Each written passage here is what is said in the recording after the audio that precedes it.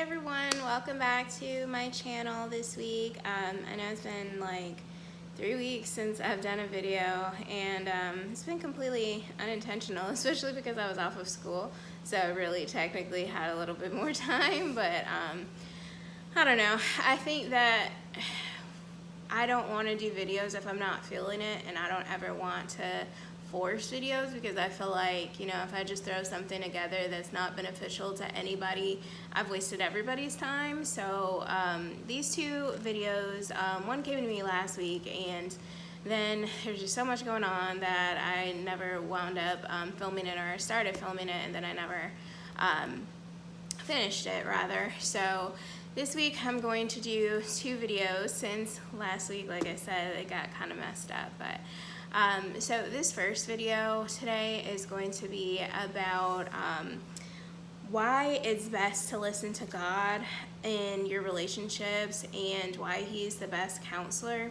I'm not going to do a bunch of like different takes and stuff like that today. I'm just going to let the camera run, because I just want to be honest about like what I'm feeling and what I'm thinking about it and things like that. So if you hang in there with me, I'm just gonna let the video play and just go through these. It's a little bit easier, than that way I don't even really have to edit them. So win-win for all. But so I took some handy dandy notes. Of course my notepad is pink, because duh, pink is life. So why God is the best relationship counselor is what I titled this video. So in transparency, like I said, the start of this was just to, my channel in general was just to give other women like hope about different things going on, because I think that there's a lot of times where we either feel ashamed, or feel like we can't talk to people, or we don't want to talk to people, we don't want to tell people our business, we don't want to have people think that we're stupid, or that we're in a bad relationship, and so it's really hard. And I think that women struggle just so much in silence about relationships, which is why I started my channel, to say, well, hey, maybe we should open dialogue more about these issues and talk about them actively, because we're all struggling through them, and it's okay. And it's not a us versus them situation. It's not like a well, this person over here looks like they're so blissfully happy, why can't I have that? Because the people over there that look blissfully happy might be suffering in silence just the same way you are. And so that's, like I said, the basis of my channel is just to kind of get all these things out there, especially for Christians, because then when you're dating as a Christian, then there's other expectations that society and other Christians, and even your friends that aren't Christians, or family members that aren't Christians, they look at you and they're like, well, you're a Christian, you're supposed to XYZ. And so there's just so much judgment and so much just stuff all the time. And so, like I said, in transparency, like I have really been struggling with some issues in my own relationship, and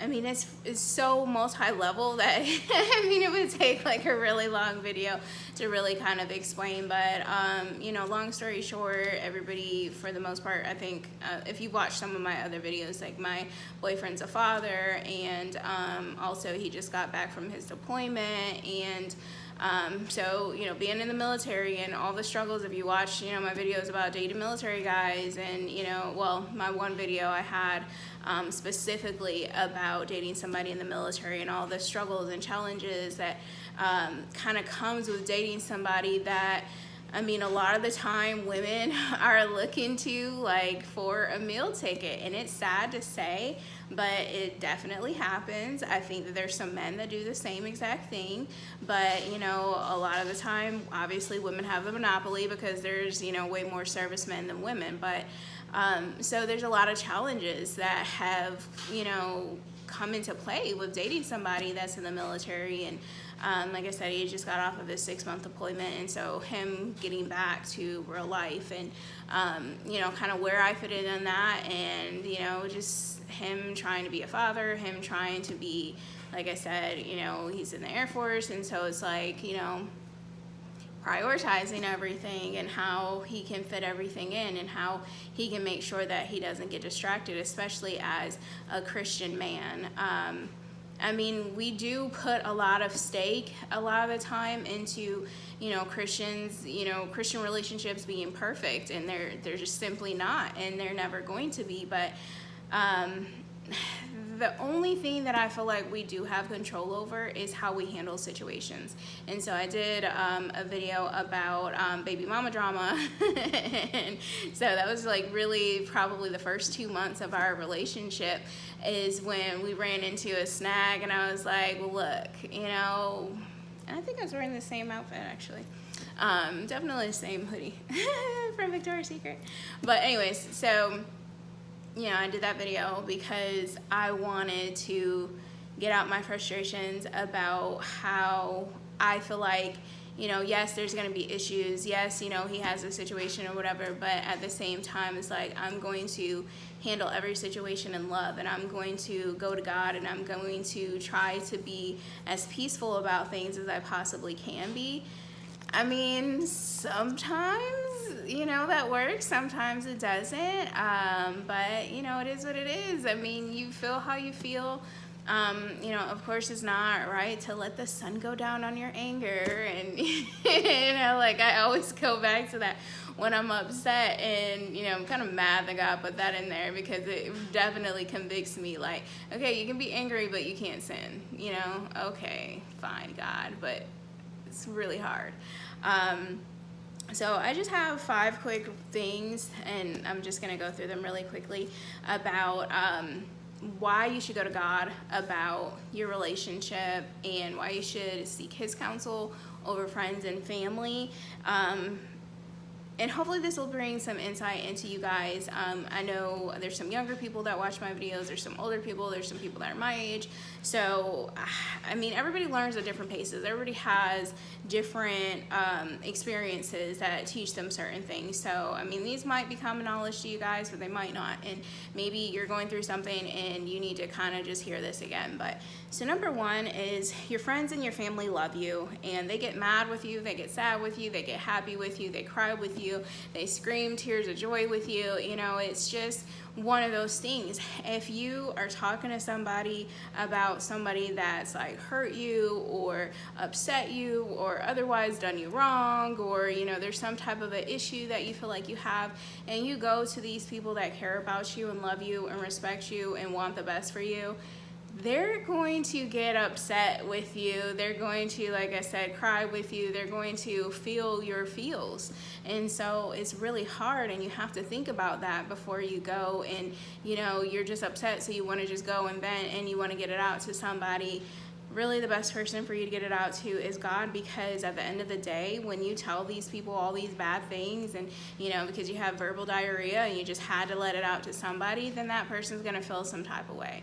And then you're going to feel some type of way about them feeling some type of way. It's like, it just turns into a huge mess. It's like when you tell your friends and family about somebody that's hurt you, they're not going to feel the same way about that person. So if you want to go back to them, or you're trying to work things out with them and you're not done with them and things like that, it's going to definitely create some type of a wedge and some tension.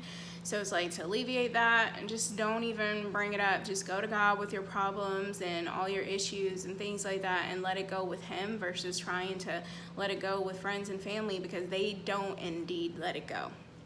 So number 2 is, we're all doing life together, and no one has a perfect relationship. So what I mean by that is that, you might be looking at all these Instagram couples or these Facebook couples or these couples on the street or these couples at church, and it's like you have no idea what inner struggles they go through, and you don't see the times where they hate each other, because most couples are really good about, hiding it. I know I was really good in my marriage, and so once I got divorced, everybody's like, what?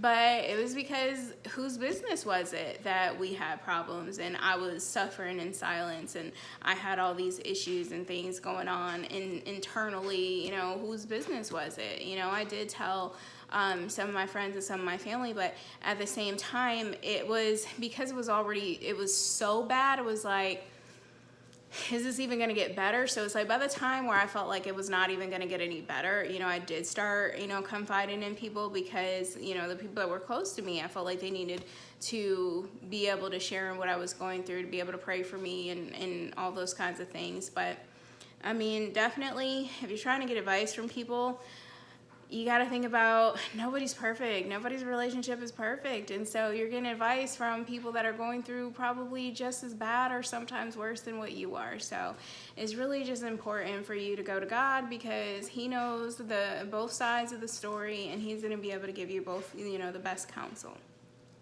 So thirdly, you may listen and resent them. So what happens when we get advice from friends and family that we didn't want to hear? We're either going to be able to receive it and say, okay, yeah, they're right. But what about when we don't receive it, or when we don't want to receive it? Or what happens when you talk to somebody and, maybe they're a non-Christian. I don't know if this has ever happened to other people, but like if I talk to non-Christians about something that, I feel spiritually about, like this is how I feel in my spirit about it, but then you talk to a non-Christian and you start getting like this pity feeling in your stomach, like, I don't think they're telling me the right thing to do. I mean, or you even could be talking to a Christian and they are telling you something that, doesn't sound biblical or doesn't sound feasible or just isn't generally what you want to hear, and then you start resenting them for it. So that's another reason why you should go to God, because he's always going to give you the best counsel, and he's always going to make your spirit feel peace and joy and happiness inside and nothing less. Number 4, if you listen to God, you can't go wrong. And so that goes back to, like I said, number 3, what I just said is that, if you go to him about something, he's going to tell you the truth about it. He's going to reveal things to you, and it might not be when you want it. It might not be how you want it, but it's going to be in your best interest. And you can have peace and rest and comfort in the fact that he has your best interest at heart. Because, I mean, sometimes you talk to friends and family members, and, what if you talk to the wrong friend or family member that's secretly a frenemy or secretly doesn't want you to do any better than they do? So then they don't, give you good advice because they don't want you to be doing better than what they're doing, and, they don't want you to have a better relationship than them. They don't want you to outdo them. They don't want you to have more than they have. And it's sad. I mean, I don't think that it's because people don't love you, but I think that, like, we have this sick, coveting type, secret jealousy thing or prideful thing in us sometimes, that we don't want to see people do better than us. And so that's why, I mean, it's just really way better to just go to God, because he has no other stake in this other than to be trying to help you and lead you in the right path. And lastly, when you listen to God, you have peace, which I already said, but yeah, so some of these led in together, but just to elaborate on that is that, when you pray about things, then you're going to have peace about them in your heart if you're doing the right things and you're making the right decisions. God's going to give you that peace. There's absolutely no other human being on earth that can give you that kind of a peace. Sure, people can give you confirmation about what you already feel or what you already think, but it's always God and through the Holy Spirit that's actually giving you that inner peace. So those are just a few things that I wanted to share about the topic. And I have a little book that I got actually from Ross. I was going to say it's on sale, but it was at Ross, so that's like a given. But just hang on for just 2 more minutes, and I just have some things that I jotted down. The church that I go to has like 4 or 5 different campuses, and so this lady at church that I talked to this week that prayed with me on some things, she told me like, oh, hey, go listen to this message that the pastor at one of the other churches is doing, not the one I go to. So I am like utterly grateful she did that, because I have gotten like incredible insight from what he was talking about. But anyway, so just some food for thought. As far as Bible scriptures, I don't Bible thump, and I don't really necessarily believe in that in the way that some people do, but I do think that, we do need to hear God's word, and we do need to be able to absorb that. So Isaiah 55 verses 8 and 9 says, "My thoughts are not your thoughts, your ways are not my ways." And so therefore, if you're talking to people other than God about your problems, neither one of you are exactly qualified according to that. One other one is, in all thy ways acknowledge him, and he shall direct your paths. Proverbs 3:6, which is one that I think a lot of people know of and hear often. Another one, Matthew 11:15 says, He who has ears to hear, let him hear. And John 10:27 says, "My sheep hear my voice, and I know them, and they follow me." So that's also a really great one to just think about, my sheep, God's people, we're his sheep. We hear his voice. And I think that his goal is that we hear his voice above everybody else's voice. And so when things get cloudy, when things get real confusing and you just really don't know which way to go, I think the biggest and the best thing that you can do is just remember that, we need to wait and hear from God. We don't need to rush and make decisions. We need to wait and see what God is telling us in situations, and our hope and our faith and everything that we're trying to do or hear, or whatever our end game is or our goal is, whatever our problem is that we're going to these other people about, we just have to understand that God is the best counselor, and he's going to be the one that, gives us the best advice over everybody, because he's the one that knows the 360 view of everything that's going on. He knows the ins and outs. He knows the beginning and the end, the future. He knows what you're going to do tomorrow already. He knows what you're going to do next year. He knows who he's called for you to have in your life. He knows who he hasn't. So definitely just keep those things in mind if you're, struggling on relational issues. But I mean, this can apply to all kinds of relationships, not just romantic or intimate ones, but just in all your relationships. I mean, you really just shouldn't go blabbing your business to everybody and their mama.